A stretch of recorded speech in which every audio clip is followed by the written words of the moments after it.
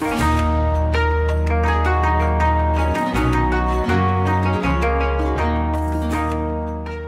to the Pixel Retentive Podcast, where we, a business owner and an artist, discuss the business of art and the art of business.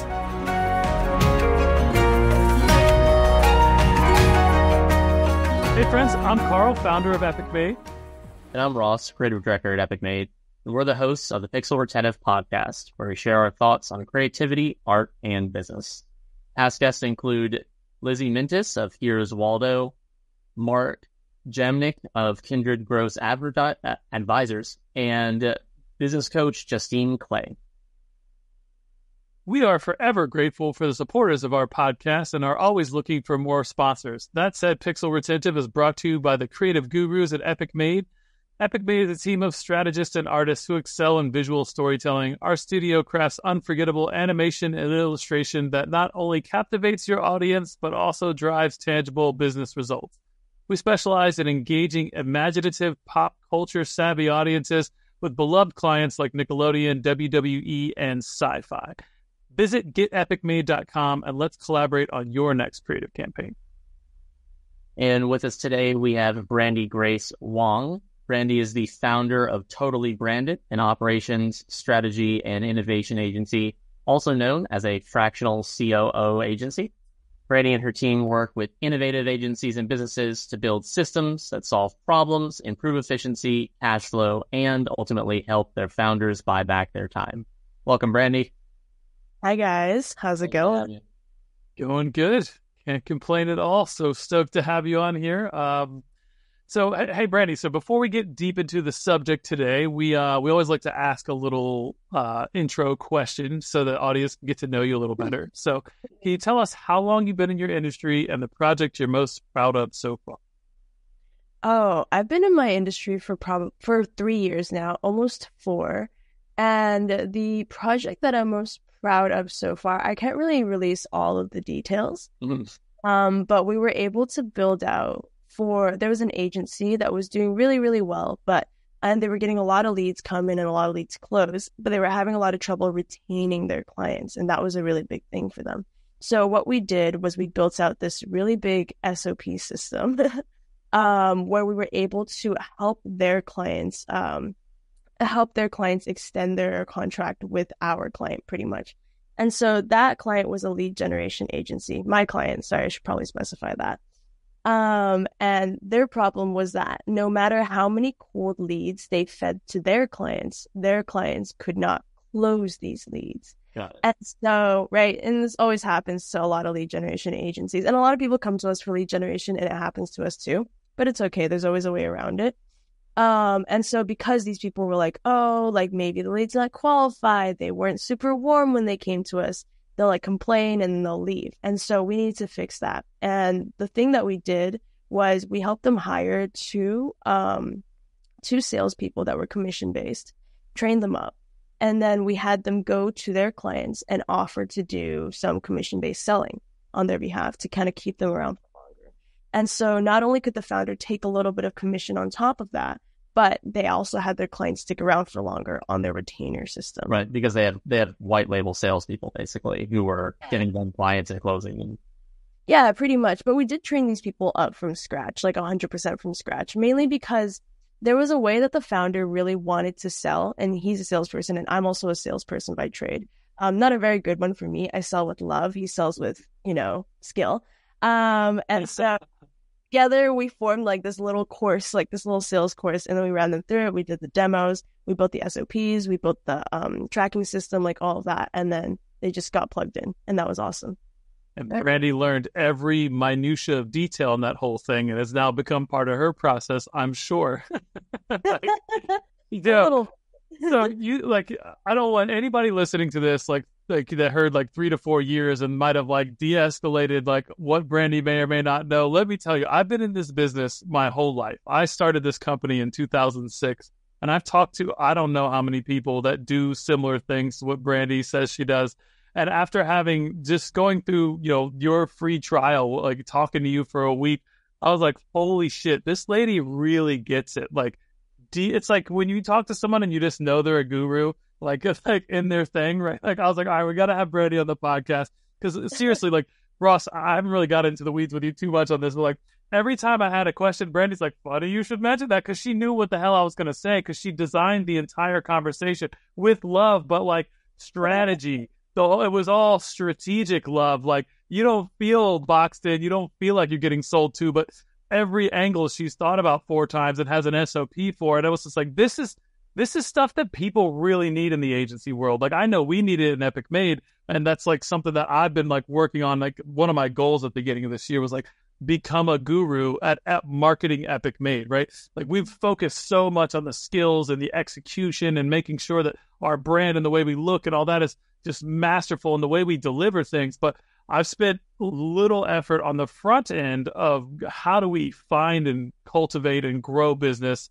And it's because I've been able to cheat for, the better part of 2 decades because I'm extremely charismatic and I know lots of people, right? So I haven't had to do that. I've been able to survive. I'm like, Carl's awesome, but like, that's not a system. That's not a business. And I'm tired in my 40, coming up on 40 now, right? So anyways, circle all that into like, holy shit, I love to just dive into more of your process, get people to understand how it is you look at this side of the business, because it's so impactful and it can be such a huge lever that can really unlock some potential for so many people's agencies and even freelancing. Yeah, 100%, 100%. And I think that it's great that people are like, Carl's awesome, because if you just took Carl's awesome and then made that into like a little bit of a brand, then you would be able to attract more people that were like, Carl's awesome. And that's lead generation, putting yourself out there kind of like that. But I think a large part of it, like thinking about every single angle like that, is true extreme ownership. There's like this book I read like a long time ago by Jocko Willenick and Leif Babin. And pretty much they were saying like anything that could possibly go wrong in your operation is your fault because you're the leader, right? And so with that, whenever like my staff screw up, like something screws up, it's actually not their fault. It's because I didn't think of every possible thing that could go wrong. And because of that thinking, I was able to think about my sales process, my marketing process, my internal operations, and figure out exactly what could possibly go wrong, and then be able to prepare for that and almost predict it. And it's gotten so repetitive at this point. It's kind of like clockwork. And I just know what someone's going to say next, and I just know how to answer it because we've planned for it. Yeah, I mean, it's kind of, we're kind of doing, or we've kind of done the same thing with creative work. Like a lot of the way that I operate and run the team is like, I don't see creativity as this like chaotic force. I see it as a measurable, controllable tool, right? Like that, and that's why I believe creativity needs constraints and needs a box to bounce around within, right? And it's kind of like playing a game of Plinko, right? Like you drop the little the puck in and it kind of bounces around and you're trying to like guide it toward the center. And every time you do that, you just create more boundaries to make it go where you need it to go, right? You keep creating constraints and you keep playing the game over and over again so that you can get better at it. And there's a way to, like, there is eventually a way to have considered almost everything. Like, it's not as random as a lot of what people think it is, even down to creativity or sales. Both of those things, I think people, they feel better saying, oh, well, it's a lot of it's luck or inspiration, or like you have to have X, Y, and Z. You have to be in the right place at the right time for either of those two things, right? But I think you can definitively control a lot of those metrics significantly more than what people think that you can. Yeah. And I kind of built like a whole business off of that. It's just like not letting problems be problems. Because like problems are always fixable. There's no way you can't like solve them. And if you just don't know how to solve them, either somebody else knows or you can just figure it out, because there's always a solution. You just have to learn how to work backwards. And that's why we have an operations agency. Yeah. I mean, or I think another thing that people struggle with is that sometimes to fix a problem, you have to pull resources from something else you didn't want to pull resources from. Right? Like you have to like cut off a finger to save the foot type situation, right? Like it's you or save the other hand. Like it's I think people don't like doing that kind of like blood math that is required to like the really hard decisions, like maybe this person needs to be fired, maybe this person needs to be moved to a different direction, maybe we have to reconsider all of the scripts in the sales department, maybe we have to do all these things that take time and money, but people are afraid that if they devote all of that time or go through that process or go through the pain, that they won't come out better off in the end. Because they're afraid that they're not gonna be able to ramp back up quick enough. But I think if all of that stuff is fixed, you'd be surprised how quickly you can recover with it all going the right way. Yeah. I mean, any major change is going to like bring you down a little bit in terms of like your revenue or something, but then it always goes up higher afterwards. I don't know. I see like a chart where it goes like this. I know people are going to be listening to this, so they don't see what I'm doing with my fingers. But yeah, like video too. Something that brings me great confidence whenever I'm scaling or like helping other people scale my scale businesses is remembering that like most millionaires have lost all their money like once or twice before actually like sustainably growing. And so I haven't lost any money yet. So like, I'm like waiting for that to hit, but I'm like open to it hitting, if that makes sense. Yeah. Well, the nature of taking calculated risk is that even sometimes when it feels like a 75% chance, and that's amazing, right? Like you're going to hit that 25 and you're going to fall flat on your face, right? Like we were gearing up to do some pretty awesome shit in 2020 and COVID hit, right? And how do you plan for that? You can't, right? So like we had just got like our first national client. We were winning awards. So like, all right, here we go. And then it was like, so, there's a resilience and a flexibility to things and a risk tolerance for sure that you just have to be ready to deal with. But I think what I'm learning is that the more strategy you put into everything, the better it is. Like I had a natural aversion to that because it felt like it's some combination of my ADD and creativity combined together. Like I don't really like structure and confine, but like the more I apply that, yeah, exactly. Well, it's definitely why I have you. We didn't start really like making serious headway until we brought Ross on like 12 years ago, and he's like, "What are we doing?" And then I didn't even put him in leadership for like a few years, which was another problem I had. But anyways, and now he's basically number two in the. I mean, not basically. Like other than me and my wife, Ross runs the whole creative department. Like I don't touch projects once they come in. Ross gets the shit done, and he's never let us down. Like it's been a master class in excellence of delivery for sure. Our clients love him. Yeah, I don't know. I was rambling in a circle there. All the awards tend to focus on scaling. Listen, like my number two as well. His name's Fazan. Love him so much. He's my COO. He's my COO of my COO company. Yeah, I met him. Yeah, yeah, he's awesome. Like when he started with us, he was kind of a virtual assistant. He just did like some small like lead generation here and there. And he ended up doing really well. And I was like, hey, like, if you're serious about this, like, I would love for you to one day be the COO. And he got hyped. And I was like, okay, great. And when we both first started working together on Totally Branded, we were so young. We were like 18, 19. And it was crazy. And so it was just like me and this guy who's like slightly younger than me across the world living in Saudi Arabia, trying to make this like one little business happen. And now, yeah, he's my COO. He runs like most of my daily operations, and I get to focus on the fun stuff, which is nice of him to let me do that. Yeah, like we're such a good team. I wouldn't be here without him. Plus, like the rest of my team, love them too if they're listening to this. Yeah, the system. Like again, I get solicited every day, at least 3 times a day, from some company, either via DM or email, that they can fix all my problems and give me a bajillion leads and I'll make $1 million. And I've talked to at least 10 of these companies, maybe more than that. And like never had I seen someone offer so much value up front, have such a methodical process that was so well thought out across the whole thing. I just literally I was always excited to get on the next call and go through the whole thing.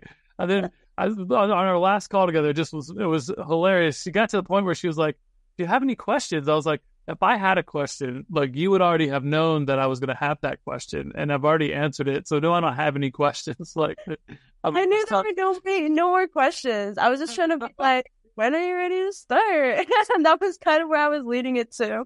Right. Because, like the way that we've built the free trial, like that's literally how I ask people all the time. I'm like, so like, do you want to go or like nah? And that's how I close. If you like, I think Alex Hormozy's book kind of goes into that too, where it's basically if you've addressed every possible qualm that your potential client might have, then there's literally no reason for them to say no, right? Like it doesn't make, you have to make it not make sense for them. Right. Yeah. If they're qualified to be having the call, then it's basically a no-brainer at that point. Right. Mm-hmm. Yeah. So what do you? Go ahead. So what? So kind of diving deep into like the topic that I wanted to kind of discuss here, like more directly, like what do you see as actual areas of improvement for business efficiency that like you've seen most often? Like what are some generalized tips for getting these businesses to be able to take back some more of their time, increase cash flow? Like I know we're not trying to give away the full cake, but maybe one slice of it. Oh, I can give away the full cake. It's not like anyone's actually going to do. That's the best part, right? Like I'm willing to give more value than anyone else, and no one's still going to do it. That's the thing. That's why my business exists, right? Because I can do the dirty work.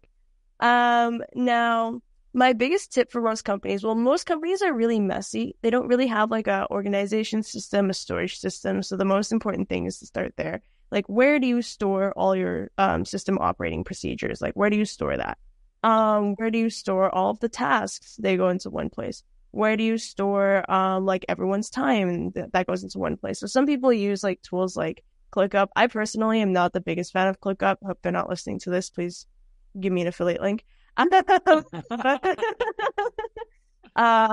use Asana. I'm not in love with it. Notion's really great. It just takes a while to set up. But if you just take the time to set up these super not so fun like things, then it's going to last you a lifetime. And then you have to make SOPs teaching people how to use like the task management tools, right? And so that way they actually use it. And so the founder doesn't become the one person that's a bottleneck with filling it out all the time, or like one person on the team. It doesn't have to be the founder.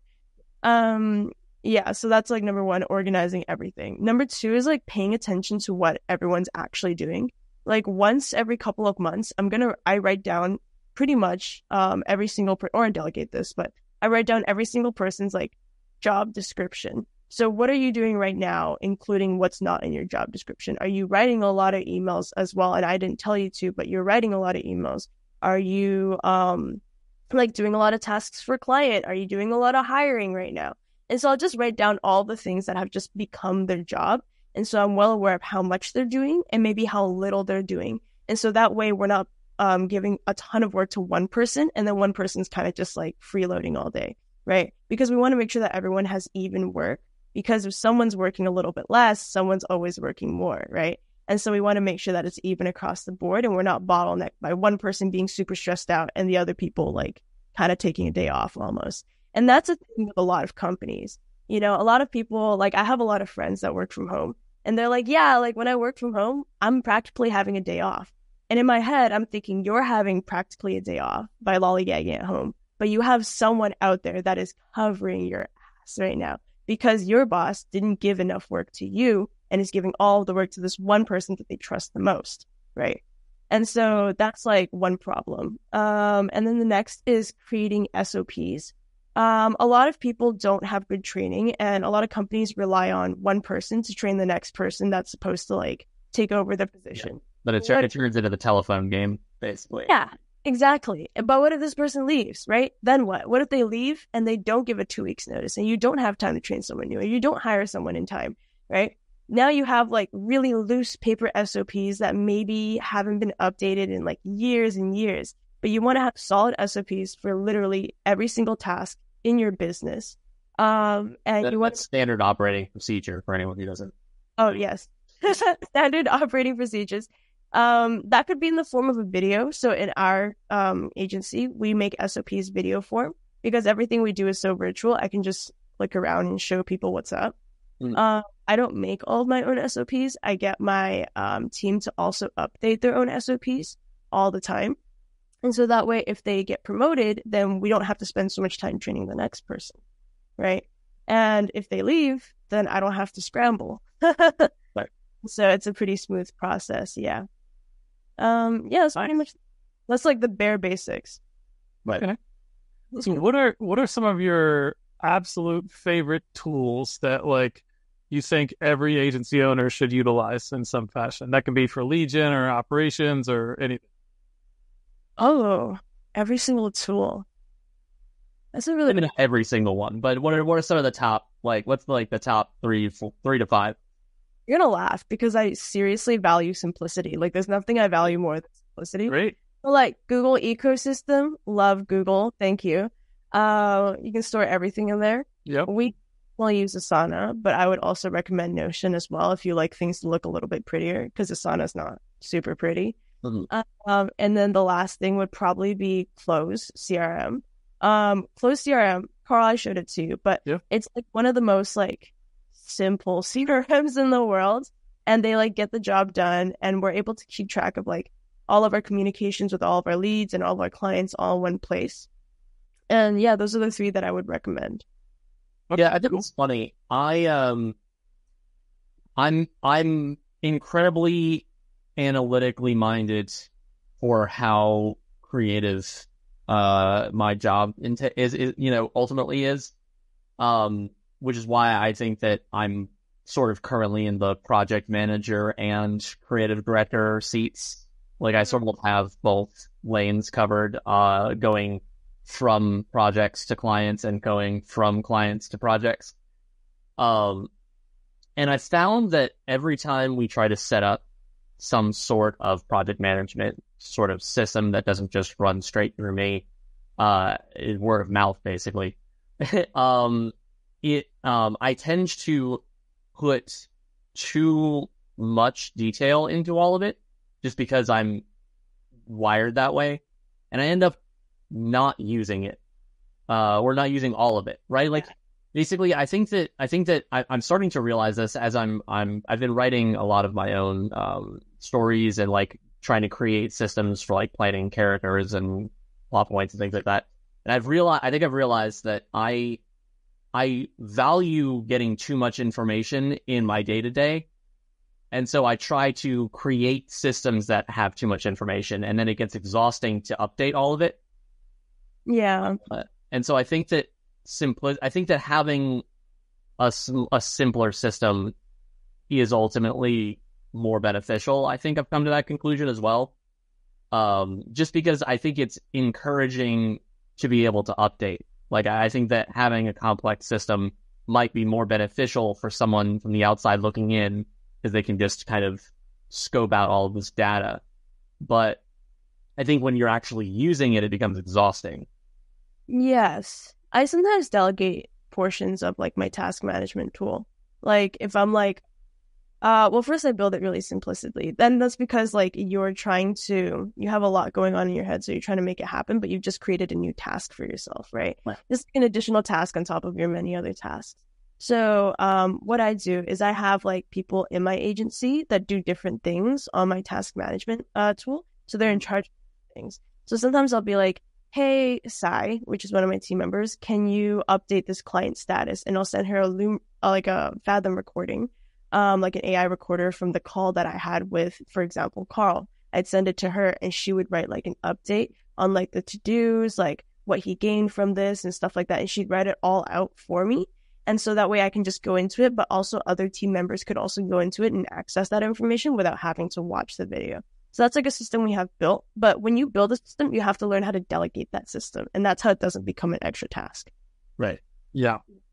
That's why, like, on my side, like, I've always, like, set up a CRM. And it's been on my list for, like, a month right now to go update my CRM with, like, these 40 leads that I've been tracking with, like, Post-it notes. And, like, I don't really use Post-it notes. But, like, more or less in my head and with Fathom recordings. And then I use a tool called Boomerang inside of Gmail that's like, hey, someone says follow up in 3 months. I'll write the email right now and hit send later, in 3 months, right?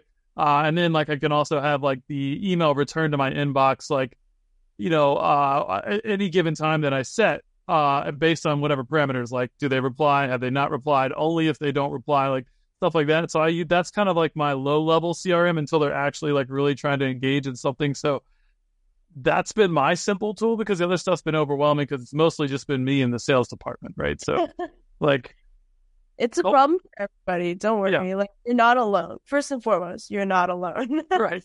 A lot of people go through this. I meet so many people who like need a CRM or want a CRM, but like are not using it to the fullest. And it's just like feels really bad because now you're like, oh, I'm paying for it too. And I learned when using it.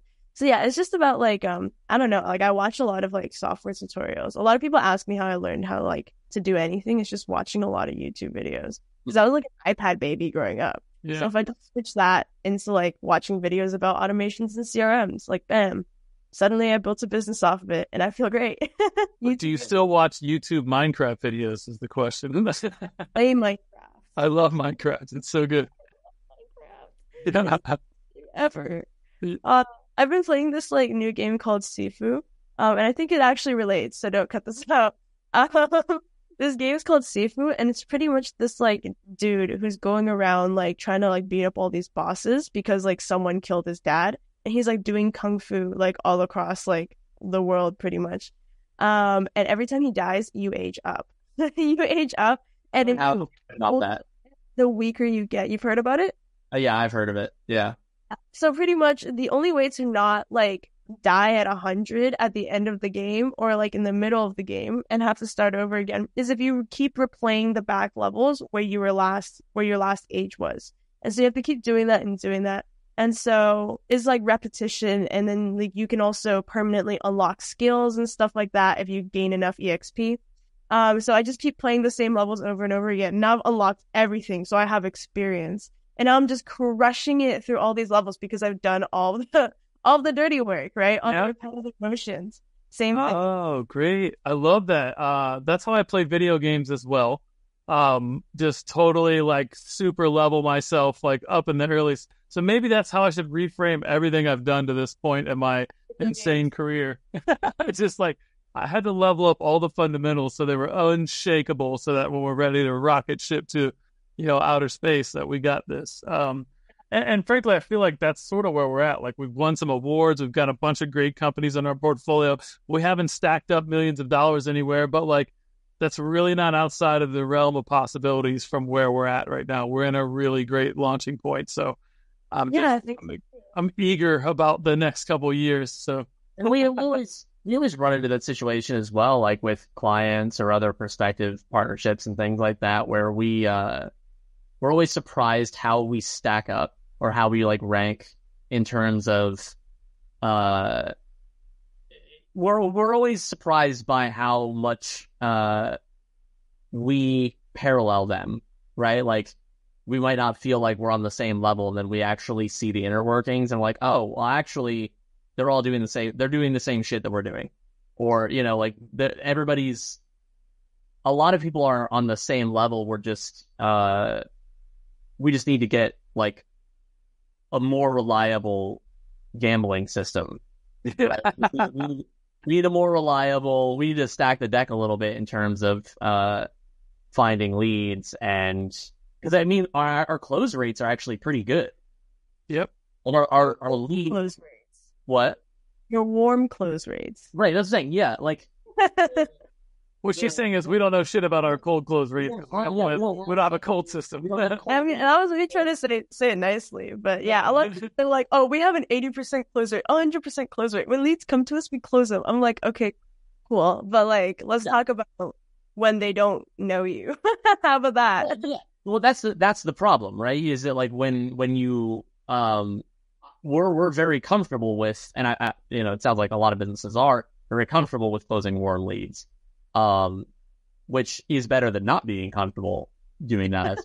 Well, you don't have a business very long if you can't close warm leads. Yeah. But honestly, I mean, I think that we have a lot of really enticing benefits to close cold leads. I think the problem is, and I think we'd be able to, the problem is we are struggling to find a way to gather cold leads. Right. And I think that's one of the things that Epic Made has pretty much always struggled with, because a lot of it's been reliant on Carl's personal network, which is obviously not cold by the time they start talking about Epic Made. You only meet me once, and you never forget. I think that we, because we're in such a powerful position from an advertising standpoint, like we can basically make anything. Yeah. I'm not super worried about being able to output tools to use in cold outreach. The problem is we can have all of the weapons in the world and not have an enemy to fight, right? Like we don't have a place to direct it all because we don't know what we're doing on that front.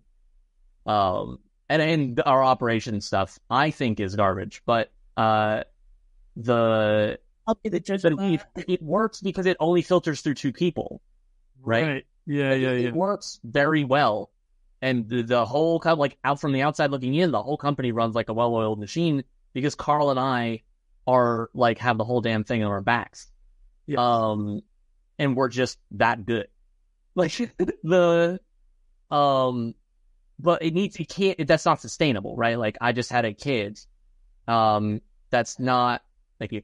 That's not, he's a cutie, dude. The cutest. This big, his face just smiles ear to ear. And he's like, I don't know what's wrong with the world, but you're amazing. Like, it just steals your attention. He's beautiful. He's 4 months as of yesterday and 20 pounds. Oh. It's a monster. You gotta be a boy.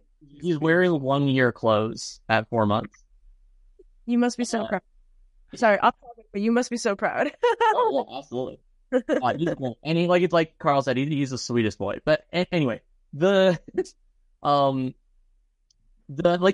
had to take a month off, right? Like and I'm literally the nerve system for the entire back of the house. Like every single project runs through me personally, and every client communication past, hey, here's some money, runs through me too. And so we had someone I trust take over for a little bit, but not a whole lot got done in the same way that it would have if I was doing this. And I am grateful for even being able to take off. So Kira, don't take that the wrong way. Well, Kira edits these. Wait, she knows that we love her. But like the reality of it, she wants a system too, right? I think the reality of it is, I think everybody understands that if Carl and I aren't running the company, then it's not running, and that's not the best place for the studio to be. Well, we're just outgrowing that now, right? And then we've plateaued where we're at. More, I mean, not too bad. We grew a good bit last year, but yeah, no, you're only as good as your systems and your processes, and the things you've tested and tried and moved through. So yeah, I mean, it's just more ops. Like it'll change in the future because it sucks because it used to be like that for me too. And the worst part was I was an operations agency, but I was prioritizing my clients way over myself, which is pretty typical for every agency. Like you want to help your clients succeed, but then you kind of also neglect yourself too. And so now you guys are having trouble with the front end, right? But then you helping a lot of people improve their front end. And so it's kind of like, give and take type situation. But if you're a good business owner, you always want to give more value to your customers. And then, of course, you give a little bit less to yourself. So the whole point here is you just got to give a little bit more love back to yourself. And maybe just I would just recommend you write down every single thing that you do all day, every day, everything. And just make your own little job description. And then you can just write 2 things beside it. A means assistant, and then V means VA. And then those are things that maybe perhaps you can automate or hand off to a virtual assistant, and that might free up a little bit more of your time. That's what I always. Assistant being in a physical capacity, and then VA being in a virtual capacity. I think for A, she meant automation. She just said assistant. Yeah, A is automation. Got it. It was automation. Yeah, and there's a lot of things that you can automate without even thinking about it. AI, for example, is practically like one extra employee in my agency at this point. So stuff like that, right? You just got to think outside the box a little bit. 100%. Well, absolutely. Well, we are coming up on time a little bit. So before we wrap up, we did have one last question for you, Brandie, which is there anyone or anything in your career that you'd like to shout out to the audience? Maybe that might be a mentor, a valuable resource, favorite client that the audience might want to look up. I'd like to shout out my team. My core team right now, their names are Fauzan, my COO, Devesh, my director of optimization, and Sai, my client success coordinator. These three have been super, super vital to my team. They lead, they take every challenge on. They're quick learners, and without them, Totally Branded would not exist, and it would just be me, and that would be bad operationally. So I'm eternally grateful for them, and they're so hardworking, and they're pretty autonomous too, which is awesome, and they can lead each other, which is the best part about it. And I think it's probably because of the culture that we've cultivated, where you are your own person, you are the CEO of your own role. And so therefore you have to take 100% responsibility. I think that's really helped with them and each other. I love that. Well, big shout out to you, Brandie, for your amazing outreach skills and the company you've built, because I wouldn't know you without you doing successful cold outreach that wasn't annoying, felt like I had some value, piqued my interest through the sea of noise. So shout out. I mean, normally we shout out whoever introduced us in this space of the podcast, but that was all you and your team. So that's super cool. It's the entire system and the wheel keeps going. Yeah, for sure. Thanks for having me on. I really appreciated it. It was fun. We've been talking with Brandie Grace Wong, who is the founder of Totally Branded.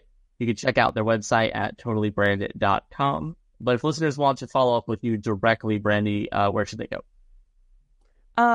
They can go to my YouTube channel, which is also called Brandie Grace Wong, or you can find me on LinkedIn, which is also called Brandie Grace Wong. The funny thing is, it's Brandie, not Y, not I, DIE. I always tell people it's because it's brandy, like the alcohol, but alcohol kills you, so Brandie. There you go. Awesome, Brandie.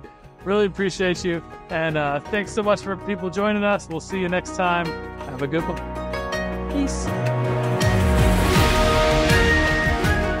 We really hope you enjoyed the show. Please like and subscribe to join us on our next journey through the world of art and business on the Pixel Retentive Podcast.